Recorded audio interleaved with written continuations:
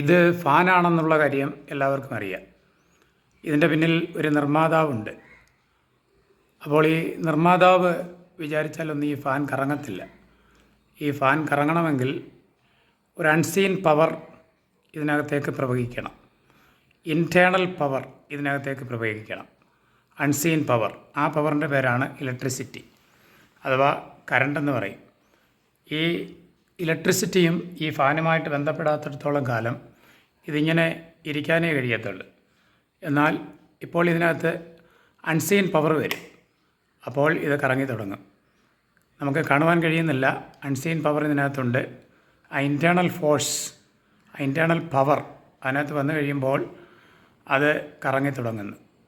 ഇതുപോലെയാണ് പ്രിയരെ നമ്മൾ. അപ്പോൾ ഞാൻ പറഞ്ഞു വന്നത്, നമുക്കെല്ലാവർക്കും ഒരു സൃഷ്ടിതാവുണ്ട്. ആ സൃഷ്ടിതാവ് വിചാരിച്ചാൽ നമ്മളിലേക്ക് അൺസീൻ പവർ അയക്കുവാനായിട്ട് സാധിക്കും.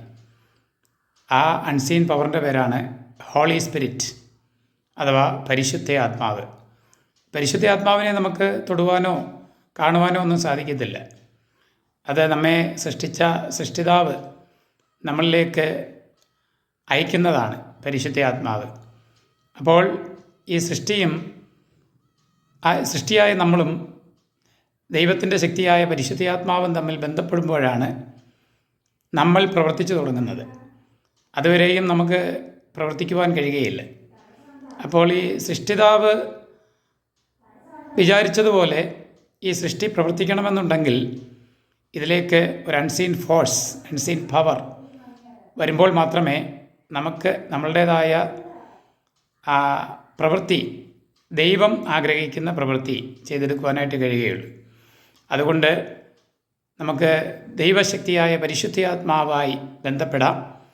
അങ്ങനെ നമുക്ക് മുന്നേറാം. എന്താണോ സൃഷ്ടിതാവ് നമ്മെക്കുറിച്ച് ആഗ്രഹിക്കുന്നത് ആ നിലവാരത്തിൽ എത്തിച്ചേരുവാൻ പരിശുദ്ധാത്മാവിൻ്റെ ശക്തി ആവശ്യമാണ്. ദൈവം എല്ലാവരെയും ധാരാളമായി അനുഗ്രഹിക്കട്ടെ.